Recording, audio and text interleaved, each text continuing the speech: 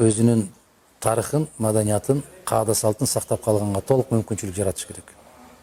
Биздин Кыргыз Республикасында Кудайга шүгүр бул жагынан терең жайлуу.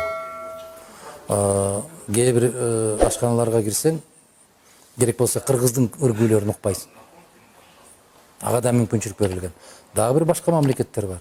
Өзлөрүнүн улуттук өргүүлөрүнөн башка нерсеге тыюу салат. Биздин Кыргызстанда Кудайга шүгүр баары жайлуу. Дин маселеси боюнча дин өлкөнүн саясатына кийлигише алат. Сөзсүз түрдө кийлигишиш керек. Аны дагы тескери түшүндүрбөгүлө, туура түшүндүргөнгө аракет кылгыла. Себеп биздин республиканын 83-85% болсо керек мусулмандар. Бул мамлекет каалайбы, каалабайбы. Бирөөлөр жаап, жашырып, эптеп сыйпалап айтат го.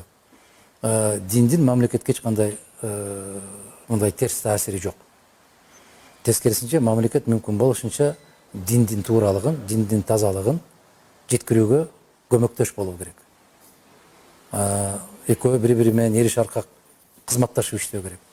Мамлекеттин күчү жетпей калган жерге, мамлекет жол таппай калган жерде дин жол таап бериши мүмкүн. Бул 1,5 миң жылдан бери келаткан чындык.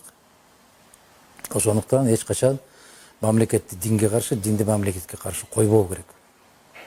Тескерисинче экөө бири-бирин абдан байытып турчу түшүнүктөр болушу керек.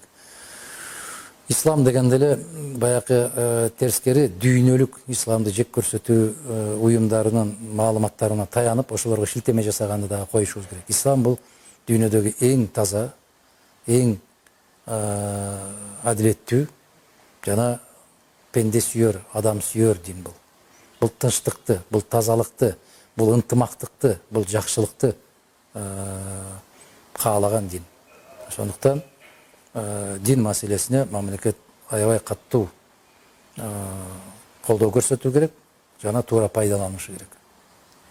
Ушул дин дегенде исламды араб тилин түшүнөбүз да, бала бакчаларда ушул ачылып жатканда кандай карайсыз? Эми канчалык тил билсең, ошончолук дил билесиң. Азыр керемет, мына улуу Рамазан айы болуп, орозо кармап атабыз. Алла кабыл кылган болсун баарын.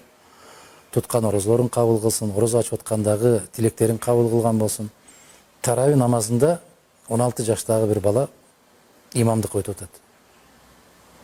Жатка жаттаган. 114 сүрөнүн баарын жатка жаттаган. Лезгин жигит. Кыргызчаны керемет сүйлөп атат. Арабчаны суудай сүйлөп атат. Анын эмнеси жаман? Эң жаман нерсе, Динара, тил билбеген чоркоктор, кемчонтойлор бар. Дудук сыяктуу. Кыргыздын тилинде жакшы өздөштүргөн эмес. Эки сөздүн башын бириктирип сүйлөй албайт. Тил билген бул керемет байлык. Ошондуктан биздин элибизде илгертен айтып келген өнөр алды кызыл тил. Үйрөнгүлө тилди, жакшы болот.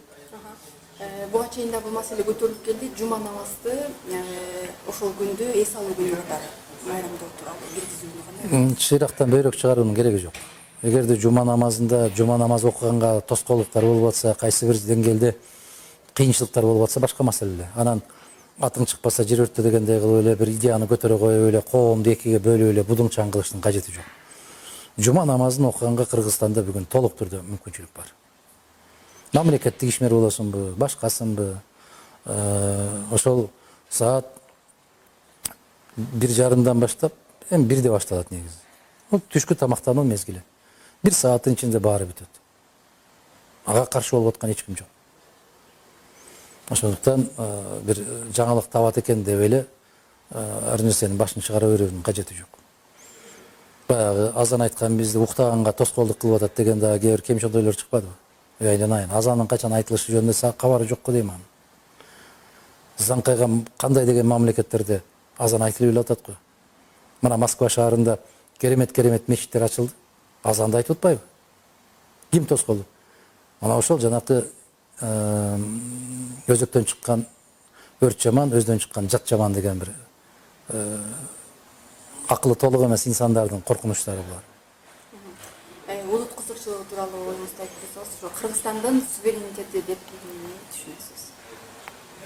Кыргызстандын суверенитети бул кагаз менен берилбейт. Бул мыйзам менен да берилбейт. Биринчи кезекте кыргыз элинин өзүнүн жүрөгү аркылуу берилет, өзүнүн аң сезими аркылуу берилет. Ал мээсине жараша болот. Өзүн адам канчалык түрдө эгеменмин деп эсептейт, канчалык түрдө эркинмин деп эсептейт. Сөз эркиндиги деп коет, бирок сөз эркиндигин көбүнчө менчиктештирип алгандар көп да. Ыркырашып, чыркырашып, баягы будуңчаң түшүрүп, жакшы эмес иштерди жасап жүргөндөр алар ойлойт сөз эркиндиги биздики деп. Жок, сөз эркиндигини жараткан Алла ар бир пендеге туулгандан баштап берген. Муну биз так түшүнүшүбүз керек. Мамлекет эгемен болуш үчүн көз карандысыз кандайдыр деңгээлде сезимдери болуш керек. Баягы өксүктүк оорудан айрылышы керек. Бизде Кыргызстанда өксүк. Саясаты да өксүк, экономикасы да өксүк, жер баягы карым катнаш жолдору да өксүк, аба катнашы да өксүк, себеп баардыгы көз каранды. Жок дегенде бүгүн Кыргыздын тагдырын биз чечебиз деп ойлобостон, келечекте президенттин ким болорун башка мамлекеттер эмне дээр экен деп оорукчан да, бул өксүк. Мен өз тагдырыма өзүм ээмин, мен өз тагдырымды өзүм чечем деген түшүнүк жок. Өксүк, оорукчал.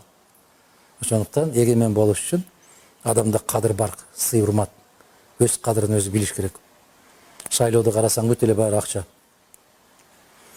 Акча менен кандайдыр бир кызыкчылыктын аркасынан кеткен эл эч качан эгемен болбойт. Себеп адамдын жүрөгү эркин эмес. Ал ашказандын кулу. Ал кандайдыр бир башка көз караштардын кулу. Эгеменмин, бактылуумун деген адам өз чечимин өзү кабыл алат. Бирөө аркылуу кабыл албайт. Бизде андай сезим тилекке каршы азыр жок. Мамлекетте да жок, элде да жок. Сөз эркиндиги жөнүндө айтып өттүңүз. Сөз эркиндиги өлкөнүн өнүгүшүнө ролу канча?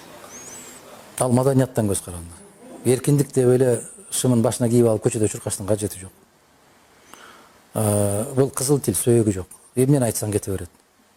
Бирок мына мусулманчылыкта биздин кыргыз эли улуу өзүнүн маданиятында негизинен каада салттар биздин ошол исламга таянып куралган бир керемет сөз бар да. Биздин пайгамбарыбыз саллаллаху алейхи вассалам айтат: эки нерсени таза кармасаңар, бейишке кепилмин деп. Эки нерсе. Бул эмне? Эки жаактын ортосундагы тил. Бул өтө кооптуу, бул өтө оор. Бул тил менен кишини өлтүрүп койсоң болот. Бул кишини оорудан айыктырып койсоң болот. Ошондуктан ал куралды ким кандай пайдаланат. Экинчисин айтпай эле койгон көбү түшүндү. Ошол сезимдерден алыс болуп таза болгон болсо, адамдын адамдык маданиятынын бийик чокусу болот. Ошондуктан ойлонуп, абайлап сүйлөш керек.